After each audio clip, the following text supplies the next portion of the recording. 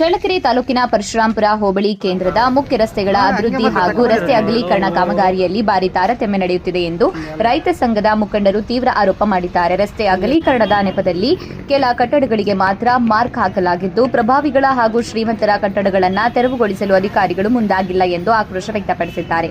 ಕಟ್ಟಡಗಳಿಗೆ ಮಾರ್ಕ್ ಹಾಕಿರುವ ಸ್ಥಳದಲ್ಲಿಯೇ ಇಂದಿಗೂ ಯಾವುದೇ ತೆರವು ಕಾರ್ಯ ನಡೆಯದೆ ರಸ್ತೆಯ ಮಧ್ಯೆ ಇರುವ ವಿದ್ಯುತ್ ಕಂಬಗಳನ್ನು ಕೂಡ ಸ್ಥಳಾಂತರಿಸಿಲ್ಲ. ಪಾದಚಾರಿಗಳಿಗೆ ಅಗತ್ಯವಾದ ಫುಟ್ಪಾತ್ ನಿರ್ಮಾಣಕ್ಕೂ ಯಾವುದೇ ಕ್ರಮ ಕೈಗೊಂಡಿರುವುದಿಲ್ಲ. ಆಡಳಿತದ ನಿರ್ಲಕ್ಷ್ಯದ ಪರಾಕಾಷ್ಠೆಯಾಗಿದೆ ಎಂದು ರೈತರು ಕಿಡಿಕಾರಿದ್ದಾರೆ. ರಸ್ತೆ ಅಗಲೀಕರಣದಲ್ಲಿ ಬಡವರಿಗೆ ಒಂದು ನ್ಯಾಯ, ಶ್ರೀಮಂತರಿಗೆ ಇನ್ನೊಂದು ನ್ಯಾಯ ಎಂಬಂತೆ ರಾಜಕೀಯ ಪ್ರೇರಿತ ತಾರತಮ್ಯ ನಡೆಯುತ್ತದೆ. ಇದು ಸಂಪೂರ್ಣವಾಗಿ ಕಾನೂನು ಬಾಹಿರವಾಗಿದ್ದು ಸಾರ್ವಜನಿಕ ಹಿತಾಸಕ್ತಿಗೆ ಧಕ್ಕೆ ತರುತ್ತಿದೆ ಎಂದು ರೈತ ಸಂಘ ಆರೋಪಿಸಿದೆ. ಈ ಕುರಿತು ಮಾತನಾಡಿದ ರೈತ ಸಂಘದ ಹೋಬಳಿ ಅಧ್ಯಕ್ಷ ಕೃಷ್ಣಪ್ಪ, ತಾಲೂಕು ಅಧ್ಯಕ್ಷ ಹಂಪಣ್ಣ, ಗೌರವಾಧ್ಯಕ್ಷ ರಾಜಣ್ಣ, ಕಾರ್ಯದರ್ಶಿ ರುದ್ರಪ್ಪ, ರೈತ ಸಂಘ ಸದಸ್ಯರು ಕೂಡ್ಲಿ ಈರಣ್ಣ, ಭೂತರಾಜ್ ಸೇರಿದಂತೆ ಇತರರು ರಸ್ತೆ ಅಗಲೀಕರಣ ಕಾಮಗಾರಿ ತಕ್ಷಣವೇ ಕಾನೂನುಬದ್ಧವಾಗಿ ಎಲ್ಲರಿಗೂ ಸಮಾನವಾಗಿ ನಡೆಯಬೇಕು ಎಂದು ಆಗ್ರಹಿಸಿದ್ದಾರೆ.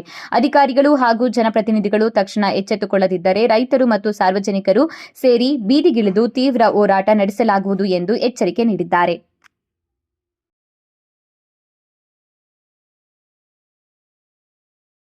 ನಾಗರಿಕರ ಮನವಿ ಏನೆಂದರೆ, ಮಾನ್ಯ ಶಾಸಕರಾದ ಶ್ರೀ ರಘುಮೂರ್ತಿ ಅವರಲ್ಲಿ ಈಗ ರಘುಮೂರ್ತಿಯವರು ಗ್ರಾಮದ ಅಭಿವೃದ್ಧಿಗೋಸ್ಕರ ರಸ್ತೆ ಅಗಲೀಕರಣದ ಯೋಜನೆಯನ್ನು ಮಾಡಿ ಅದಕ್ಕೆ ತಕ್ಕಂಥ ಹಣವನ್ನು ಬಿಡುಗಡೆ ಮಾಡಿಸಿ ಕೆಲಸವನ್ನು ಶುರು ಮಾಡಿ ಈಗ ಕೆಲಸ ನಡೀತಾ ಇದೆ.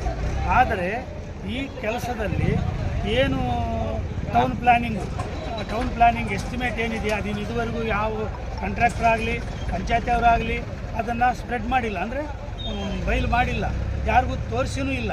ಅದು ಅಳತೆ ಎಷ್ಟಂತನೂ ಗೊತ್ತಿಲ್ಲ. ಸುಮ್ಮನೆ ಏಕಾಏಕಿ ಬಂದು ರಸ್ತೆಗಳನ್ನು ನಾವು ಅಳತೆ ಮಾಡಿ ಅವ್ರಿಗೆ ಇಷ್ಟ ಬಂದಂಗೆ ಅಳತೆ ಮಾಡಿ ಅದಕ್ಕೆ ಏನು ಬೇಕೋ ಅದು ಮೆಟೀರಿಯಲ್ಸ್ ಎಲ್ಲ ಹಾಕಿ ಕೆಲಸ ಮಾಡ್ತಾಯಿದ್ದಾರೆ. ಬಟ್ ಅದು ಒರಿಜಿನಲ್ ಮೆಜರ್ಮೆಂಟ್ ಏನು ಅಂತ ಇದುವರೆಗೂ ಗೊತ್ತಿಲ್ಲ.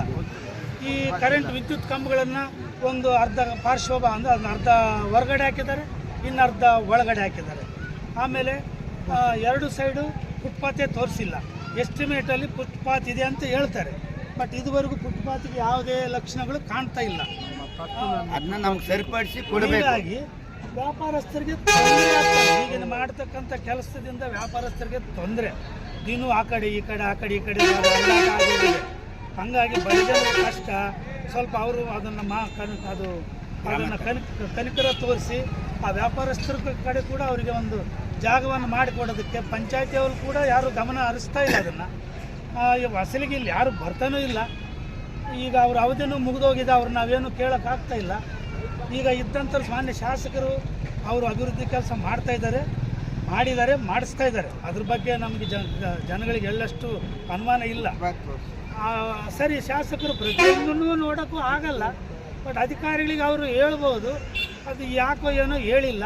ಇಲ್ಲಿ ಕಾಣದ ಕೈಗಳು ಏನು ಕೆಲಸ ಮಾಡಿದ್ದಾವೋ ಗೊತ್ತಿಲ್ಲ. ಇಲ್ಲೂ ಕಾಣದ ಕೈಗಳು ಕೆಲಸ ಮಾಡಿದ್ದಾವೆ. ಹಾಗಾಗಿ ಫುಟ್ಪಾತು ತೋರಿಸ್ತಾ ಇಲ್ಲ, ಮತ್ತು ಅವರು ತಕ್ಕಂಥ ಅಳತೆನೂ ಇಲ್ಲ. ಆದ್ದರಿಂದ ಶಾಸಕರು ದಯವಿಟ್ಟು ಇದನ್ನು ಗಮನಿಸಿ ಇದಕ್ಕೆ ಏನು ಪರಿಹಾರ ಅವರು ಮಾಡ್ತಾರೋ ಖುದ್ದು ಬಂದು ಒಂದು ಸಾರಿ ಪರಿಶೀಲಿಸಿದರೆ ಗ್ರಾಮಸ್ಥರ ಮುಖಾಂತರ ಅವರು ಬಂದು ಯಾರೋ ಕೆಲವರು ಅಷ್ಟೇ ಲೀಡರ್ಗಳನ್ನ ಕಲಿಸಿ ಮಾತಾಡೋದಲ್ಲ, ಸಾರ್ವಜನಿಕರನ್ನು ಕಲಿಸೇ ಕೇಳಬೇಕಿದೆ. ಸಾರ್ವಜನಿಕರ ಅಭಿಪ್ರಾಯನೇ ತಗೋಬೇಕು. ಯಾರೋ 4 ಜನ ಬಂದು ಹೇಳಿದ್ರು ಅಂತ ಹೇಳಿಬಿಟ್ಟು ಅವ್ರದನ್ನೇ ನಡೆಸೋದಲ್ಲ ಸ್ವಾಮಿ. ತಾವು ದಯವಿಟ್ಟು ನಿಮಗೆ ಕೈ ಮುಗಿದು ಕೇಳ್ತೀವಿ, ಶಾಸಕರು ಬಂದು ಇದನ್ನು ಖುದ್ದು ಪರಿಶೀಲಿಸಿ ಅದು ಎಸ್ಟಿಮೇಟ್ ತರಿಸಿ, ತಾವು ಇಂಜಿನಿಯರ್ಗಳಿದ್ದೀರಿ, ನಿಮಗೂ ಸಿವಿಲ್ ಇಂಜಿನಿಯರ್, ನಿಮಗೂ ಗೊತ್ತಿದೆ ಇದ್ರದ್ದು ಏನು ಅಂತ. ನೀವು ದಯವಿಟ್ಟು ಬಂದು ನಮ್ಮ ಊರಿಗೆ ನ್ಯಾಯ ಒದಗಿಸಿಕೊಡ್ಬೇಕು. ಎಲ್ಲ ಈಗ ನಡೀತಕ್ಕಂಥ ಕೆಲಸ ಕಾರ್ಯದಲ್ಲಿ ನ್ಯಾಯ ಒದಗಿಸಿಕೊಡ್ಬೇಕಾಗಿ ತಮ್ಮಲ್ಲಿ ಕಳಕಳಿಯ ಮನವಿ. ನಮ್ಮ ಪರಶುರಾಂಪುರ ಗ್ರಾಮದಲ್ಲಿ ಅದನ್ನ MLA ಸಾಹೇಬ್ರಿ ಪ್ಲಾಟ್ ಎಂಕ್ವೈರಿ ಮಾಡಿ ಮಾರ್ಕ್ ಹಾಕಿರೋ ಪ್ರಕಾರವಾಗಿ ನಮ್ಮ ರೋಡ್ ವಿಶ್ರಾಮವಾಗಿ ಮಾಡಬೇಕು ಅಂತಂದು ನಮಗಿಲ್ಲಿ ಭಾಳ ತೊಂದರೆ ಆಗೈತೆ. ಸರ್ಕಲಲ್ಲಿ ದಾರಿ ಇದನ್ನ ನೀವೆಲ್ಲರೂ ಸೇರಿ ಗಮನ ತಗೊಂಡು ನಮ್ಗೆ ರಸ್ತೆ ನಿಮ್ಮ ಮಾರ್ಕ್ ಆಗಿರೋ ಪ್ರಕಾರವಾಗಿ ಈ ರಸ್ತೆಯನ್ನು ವಿಶ್ರಾಮವಾಗಿ ಮಾಡಿಕೊಡ್ಬೇಕು. ಇಲ್ಲಾಂದರೆ ಈ ರಸ್ತೆಯನ್ನು ಮಾಡೋದೇ ಬೇಡ, ಇಲ್ಲಿಗೆ ನಿಲ್ಲಿಸಿಬಿಡಬೇಕು. ಈ ರೀತಿಯಾಗಿ ನಮ್ಮ ಗ್ರಾಮ ಪರಶುರಾಂಪುರ ಗ್ರಾಮಸ್ಥರು, ಹಿರಿಯರು, ಕಿರಿಯರು ಎಲ್ಲರೂ ಸೇರಿ ಇದಕ್ಕೆ ಗಮನಿಸ್ತಿರ್ತೀರಿ. ಇದನ್ನ ನೀವು ಮಾಡೇ ಕೊಡಬೇಕು ಅಂತ ನಾವು ಇವತ್ತು ಕೆಲಸವನ್ನು ಇಲ್ಲಿಗೆ ನಿಲ್ಲಿಸಿರ್ತೀವಿ. ಇದನ್ನ ನಾವು ಮಾಡಿಕೊಡ್ಸಲ್ಲ, ಮಾರ್ಕ್ ಎಲ್ಲಿಗೆ ಹಾಕಿದ್ರೆ ಅಲ್ಲಿಗೆ ಸರಿಯಾಗಿ ಪುಟ್ಬತ್ತೂ ಈ ಕರೆಂಟ್ ಕಂಬಗಳನ್ನು ತೆಗೆದು ನಮ್ಗೆ ಅನ್ವಯಿಸಿ ಕೊಡಬೇಕು ಅಂತ ನಮ್ಮ ಮುನ್ಸ್ಫೂರ್ತಿಯಿಂದ ನಮ್ಮ ಗ್ರಾಮ ಠಾಣದಿಂದ ನಾವು ಕೇಳ್ತಾ ಇದ್ದೀವಿ. ಇದನ್ನ ಬಂದು ಮಾಡಿಕೊಡ್ಬೇಕು ಅಂತ ನಮ್ಮ ಎರಡು ಮಾತನಾಡಿ ಮುಕ್ತಾಯವನ್ನು ಕೊಡ್ತಾ ಇದ್ದೀವಿ.